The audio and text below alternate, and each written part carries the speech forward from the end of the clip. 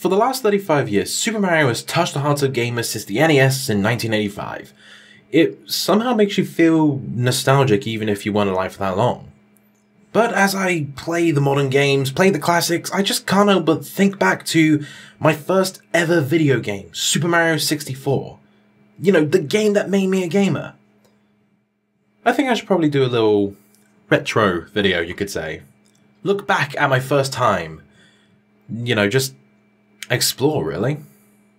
This video is different from my normal stuff, but, you know, it's good to celebrate an anniversary with what got me into the series. I hope you enjoy. Some little history first. I was born in the year 1998 and I lived with my mum and my older sister in a small 2-bedroom flat. It wasn't much, but it was definitely enough for us. Now, like most kids, I spend my time watching the telly, watching programs like Tom's the Tank Engine or whatever was on CBeebies at the time.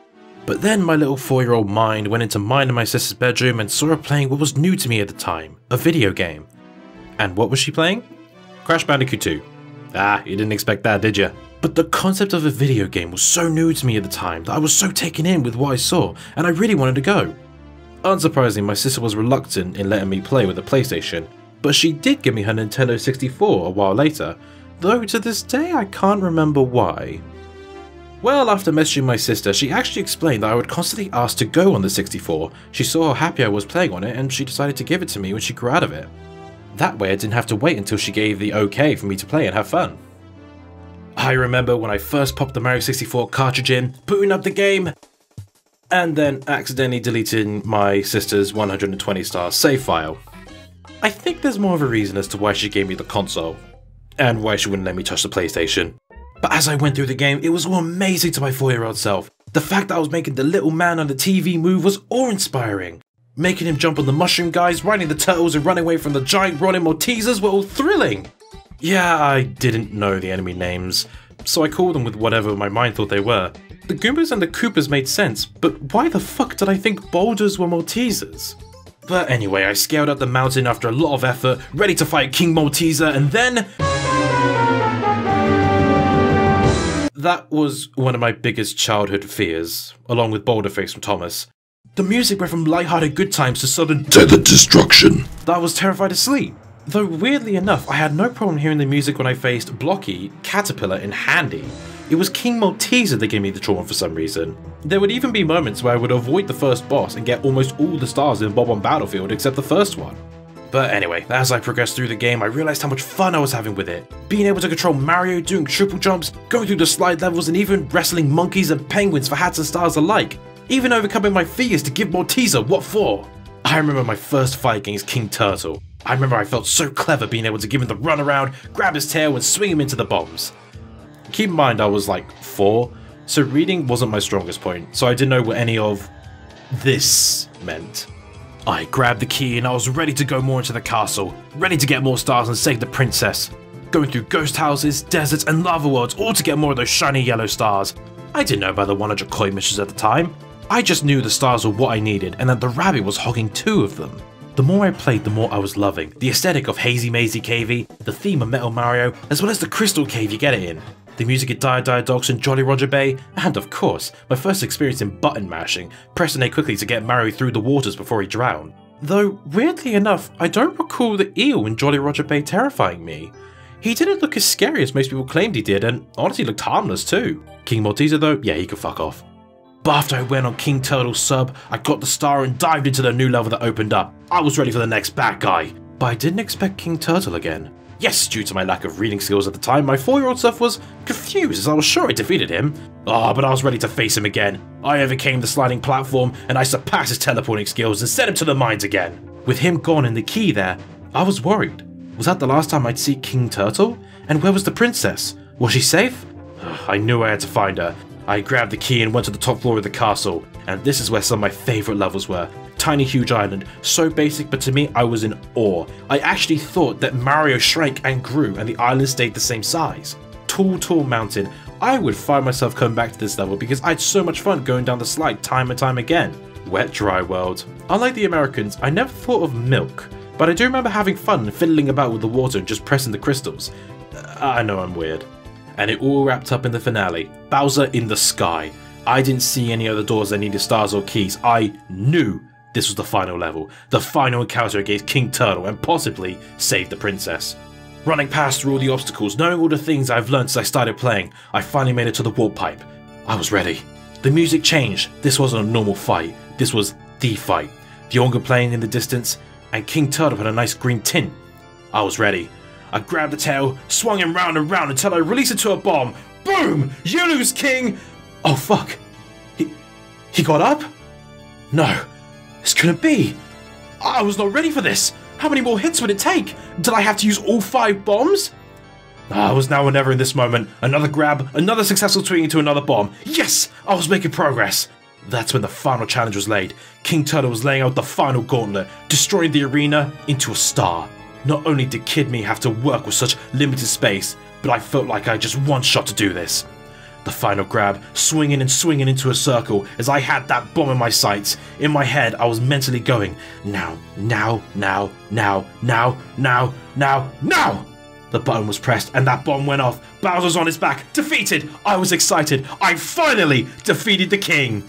The moment I saw the star appear from his corpse and I heard that fanfare when Mario collected it and flew away, I couldn't believe my victory. I defeated the evil king and won! But where was the princess? Well, it didn't take long at all then, where I saw Mario rescuing her from the castle, and she thanked him with a kiss and cake. That was my proudest moment then. And hearing Mario thank me for playing his game! I just sat there with the biggest smile on my face for a while. I then turned off the console and went to watch SpongeBob. But as the years went by, I would still play on my Nintendo. Even when my sister gave me her old PS2, and when I got a DS and a 360, I would still boot up the Nintendo 64 and just play through some games I love playing. Lilac Wars, Tonic Trouble, Forsaken 64, World Driver Championships, it was all there. But one I'd always look at with a nostalgic smile was Mario. I thought back to the laughs that were had, my sister making jokes about the situation, I'd be laughing my ass off. If there was one thing her and I would share a laugh over, it was the games we played together, even if it was just one of us playing. One day I booted up Mario 64 again and looked at my star count. That number didn't feel complete. I knew I missed on some stars that I couldn't originally get to, but I wondered how many were left. Were there hidden ones? Would I have won something if I got all the stars? I was curious and worked hard to get them all. The missing 8 red coin missions, learning about the 100 coin missions, and even finding out that Toads were hogging some of them, the little bastards. But for the longest time my star count was at 119, and for a while I thought that was it. Until I got my first laptop, which was a tiny Samsung N130 notebook, and then saw Mario 64 playthroughs on YouTube. I saw people with 120 stars. So where was the last star? It took months until I stupidly realised I had to beat Peach's slide under 21 seconds, but there it was, the last star! I collected it and went to face Bowser again, and seeing his defeated speech, he knew that all the stars were collected, and he was not happy. Seeing the ending and smiling at the credits roll, I couldn't help but wonder, what was I missing? Oh wait, what about that gated floor on the castle grounds? I made my way over and saw the gate was gone. I jumped in and saw a cannon ready to fire. I launched myself to the roof and saw... Yoshi? I played him a lot in Mario Kart Wii, I didn't know he was in this game. But when I got those 100 lives, the sparkly triple jump, and the ability to fly around the castle for a few victory laps, I felt satisfied. I got all the stars in the game by myself, and I felt proud in doing so. The Mushroom Kingdom was saved. Since then, I always had my Nintendo games nearby. Even when I went to the Xbox for a bit, I'd always had my DS to play some Mario Kart or beat Dark Bowser for the 500th time. Then moving to the 3DS, I was ready to play some 3D Mario action and show Bowser what for some more. Whenever I saw there was a new Nintendo console announced, the first thought I'd think of was, what's the next Mario game? I was constantly eager to see what new situations Nintendo would put Mario in. From 2D to space to go-karts, I was always ready for his newest game, and I probably wouldn't be as excited for all his newest things from Nintendo if it wasn't for the amazing memories I had from Mario 64. I even bought a classic controller just so I could play Mario 64 on with the Wii's Virtual Console. And then I bought it again on the Wii U Virtual Console, and even bought the Super Mario 3D All-Stars collection just so I could play more Mario 64, especially on the go. I don't care how many times I'm buying the game, I just wanted to have it on the newest system, ready to play whenever I want, and I made sure to get 120 stars at least once on all versions. It just wouldn't be the same if I didn't. Nowadays people would look at Mario 64 and scoff at what it lacks, and while it lacks a lot for the modern games, I still think it makes up for it being a constantly good time. I'll still say that Mario Kart 8 Deluxe and Super Mario Odyssey are two of the best games Nintendo has ever made, and I'll still hold other Mario games above it. But Mario 64 will always have that place in my heart that I personally feel can never be replaced. Whenever I wanted to escape the real world of bullies and school, or when I wanted to play a game just for the sake of playing, it was always Super Mario 64 that was there for me, and I'm glad it was. Mario 64 was what made me who I am today, a gamer.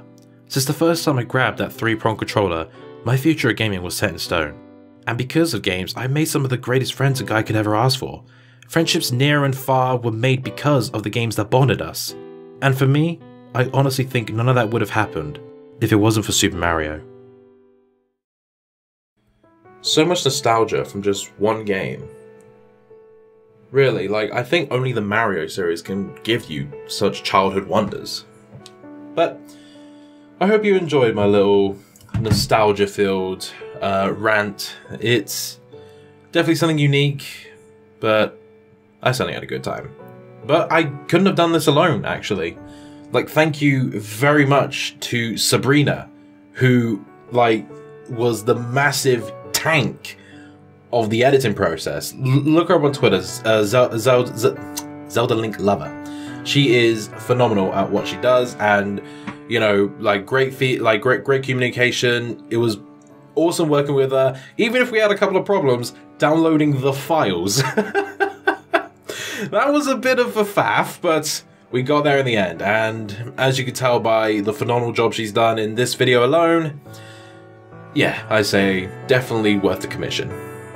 But I hope you've enjoyed this little nostalgia video. Happy 35 years, Super Mario. Here's to another 35 more. And I'll definitely be playing you up until then. That sounded wrong. Safe to say, I'm not giving up with games anytime soon. And I'm definitely not giving up on Mario games anytime soon. As long as Nintendo's still making games, I'm still playing them. Ciao.